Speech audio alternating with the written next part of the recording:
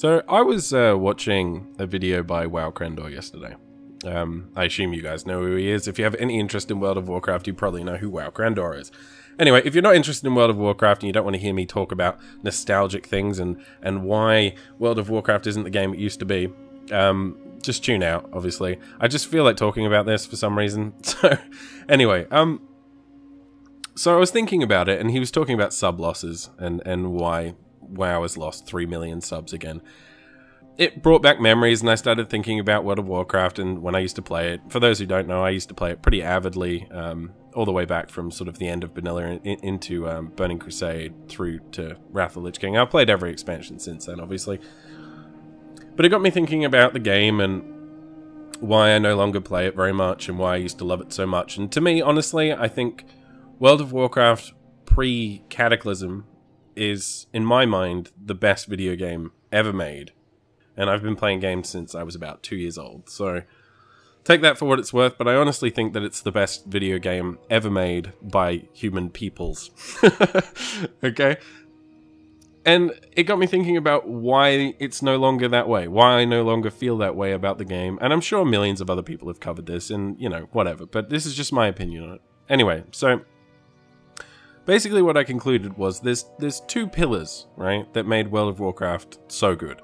And neither of them were really Blizzard's creations, so to speak. Well, one of them is, but the reason people loved it so much isn't necessarily because of Blizzard. And I think the core issue here is that Blizzard somehow thinks that because their game was so successful, that they are the reason it was so successful. And I don't think that it is, okay? I think they gave people the tools to facilitate a successful game and didn't necessarily create something that was fundamentally any more enjoyable than any other game. Anyway, so basically the two pillars are this. The first pillar is community, and the second pillar is the world. So I'll talk about the world first. So essentially, World of Warcraft until Cataclysm was unchanged, completely unchanged. Like, they added content to it, right? But the old content never changed, right? Darkshore was always Darkshore. Goldshire was always Goldshire. Stormwind was always Stormwind. It never changed. It was always the same. You know, for the Horde, everything, Barons, the same. Always the same, right? And so when you first started playing the game, the only thing I can compare it to is, like, you go to a new city, right? You say you move to a new town. I don't know if any of you have done that, but if you do, you move to a new town and it's all strange to you. And you start to discover things, and it's sort of amazing, and you have this sort of grass is greener attitude at first, and you think it's the best place you've ever been, and everything about it's great. And you'd start to discover the world, and it's this sort of exploration process, and it's a very enjoyable time when you first move to a new city. And then you become familiar with the town, or the city, or wherever you've moved. You become familiar, and it starts to become home at that point. Once familiarity kicks in, it starts to feel like home, and not just this strange place that you've moved to, right? And so you start to know the bus routes, for example, or how to get to this place, or the best places to eat, etc., etc. And World of Warcraft was very, very similar to that. Because when I first started playing World of Warcraft, I started a Night Elf warrior. And I got through the starting area, and I went to Donastus. And at that point, I thought, wow, this game is so cool and big and interesting. And, you know, I was a fan of Warcraft 3 and Warcraft 2. And I left Donastus and went to Darkshore. And it was at that moment I realized just how immense the world was. And it kind of blew my mind, honestly.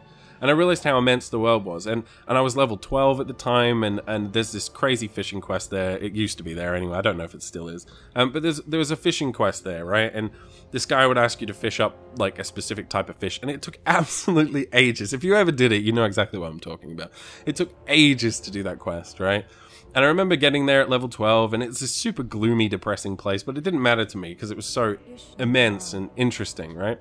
And I did this fishing quest, and it took me ages, and I told my friend about it, and then he came, and he did the fishing quest, and it was just this experience, right? It was an experience, and it was the time at which I was becoming familiar with the world, right?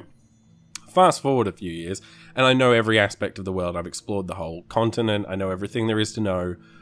I know everything about World of Warcraft at that point. And at that point, it becomes home. Just like when you've moved to a new town, right? It becomes home. And for a lot of people, World of Warcraft, Azeroth, was a second home, right? And some people maybe unhealthily so, yeah? But it was a second home. If you were having a shit day, you could just jump into World of Warcraft, go hang out with your guildies, you know, hang out with your friends, and go to a new place, go to a cool place that wasn't shitty, right? Life can be pretty shitty sometimes, guys. And it's nice to have that escape, and that's why a lot of us watch movies and television and read books and play video games, right? And World of Warcraft is kind of the ultimate escape, because it was this world, it was an actual world full of people, right? And it didn't change. You knew where things were. If I needed to go buy reagents, I knew exactly where to get them in Stormwind.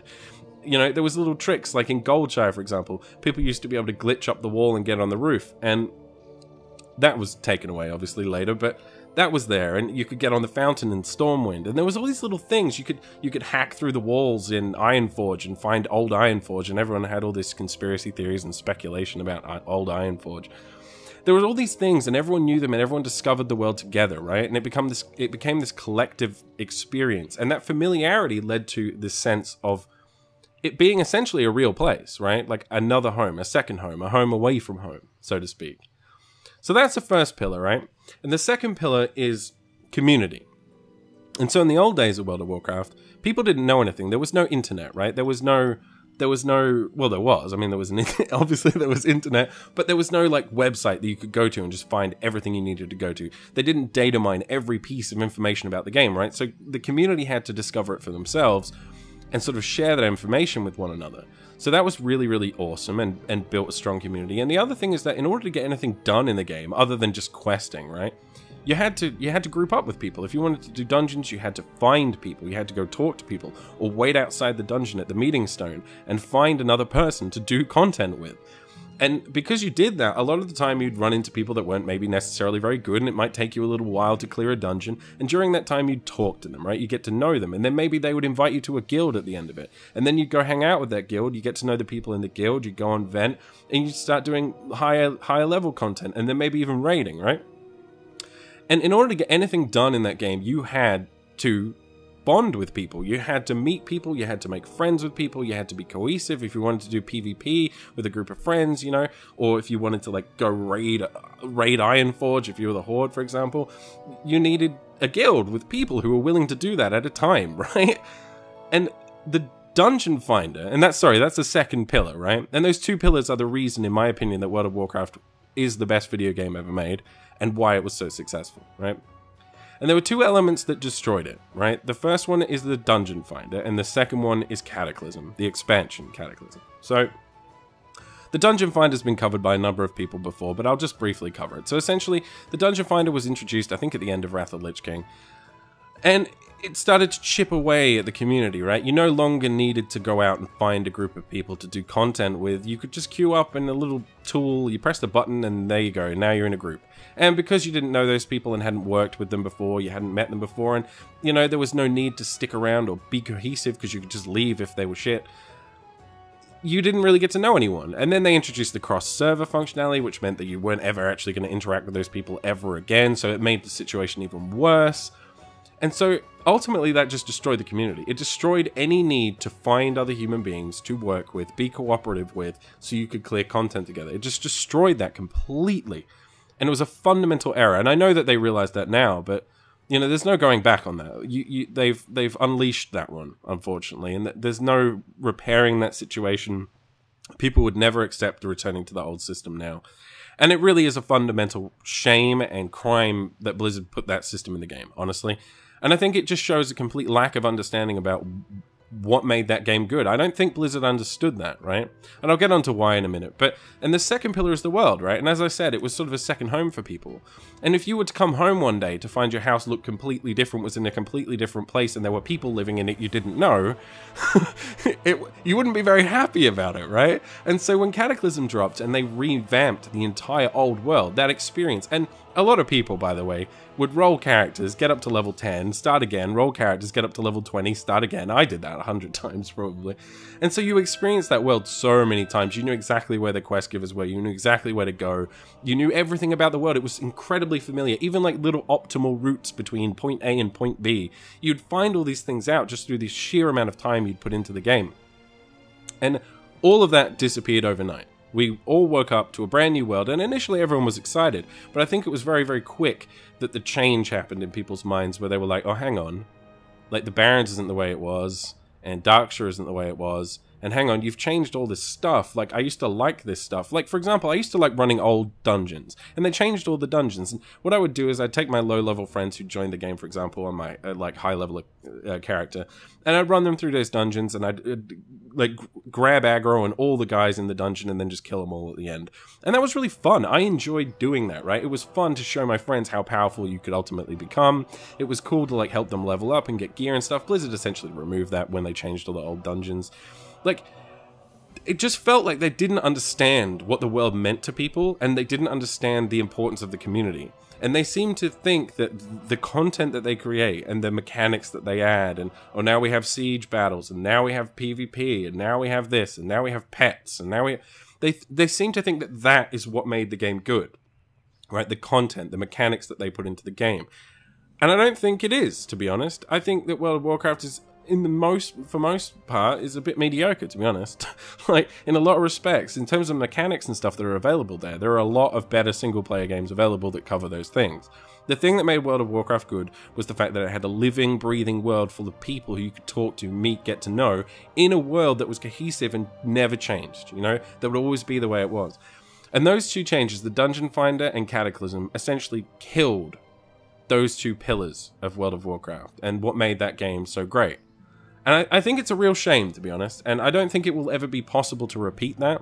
I think people have had that experience now, and they sort of tie that type of experience, that life-changing sort of game experience, which it was for a lot of people, honestly. I mean, it's fundamentally shaped the way I view video games and what I enjoy in video games, and I think it has for a lot of other people.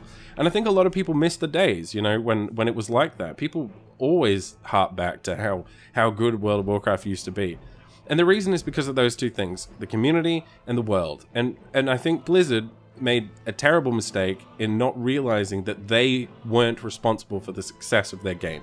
I'll give you an example and then I'll wrap this up, okay? So, George Lucas, right? He makes the original Star Wars movies. The world loves them. They become a huge sensation, right? And then he goes back and changes them. And he changes aspects of the films and he adds little bits in. And that would have been okay, I guess, if he hadn't taken the originals and prevented anyone from ever getting access to them ever again. And it's kind of the same thing with World of Warcraft and Cataclysm, right? And the reason I make this comparison is because George Lucas failed to realize that once he had released his creation, i.e. Star Wars, to the world, it was no longer his, right? It becomes part of the cultural zeitgeist. People base their identities on those films, sorry. Like, they grew up watching them. It made people become like physicists, right? It really, really shaped people's lives as they were growing up. It had a huge impact on people. And when you go in and change that, you're like changing their home, right? It's a very invasive thing to do. And a lot of the time I think artists don't realize that once their creation has gone out into the world, it no longer belongs to them. And they need to respect that, right? They need to respect that people have become attached to the thing, and you should be very careful now and tread carefully when changing that thing. And it's exactly the same situation with World of Warcraft, right? They came in and they changed the world, and they didn't give people an option to experience what it used to be like. I can never go back to Darkshore and have that experience ever again. It's not possible for me to do it, unless I, you know, go on some hacked private server or whatever. You know, it's not possible for me to go back there and just reminisce, or have that moment where I go across on the boat and go, oh wow, look, it's Darkshore. I remember when, like 4 years ago, when I did A, B, C, and D. Or, you know, I go to Blackrock Mountain and I'm like, oh, I remember when we came here to do Ubers, right? You can't have those experiences anymore because the world is not the world it used to be. So anyway, I just felt like talking about it. I saw his video on that and it just made me think about it. And yeah, that's ultimately what I think happened, you know? And people will, for a very long time, they'll go along and they'll keep subscribing to World of Warcraft. They'll play the expansion, hoping to have that experience once more. They'll realize it's not there and they'll unsubscribe. And they'll do that forever, right? I don't see World of Warcraft going anywhere anytime soon, but I don't see it ever being what it was, essentially. So, those are my thoughts on the subject. You know, if you guys want to subscribe and do all that stuff, just do the stuff. I don't care. I just wanted to talk about it, really. So, if you enjoyed it, let me know.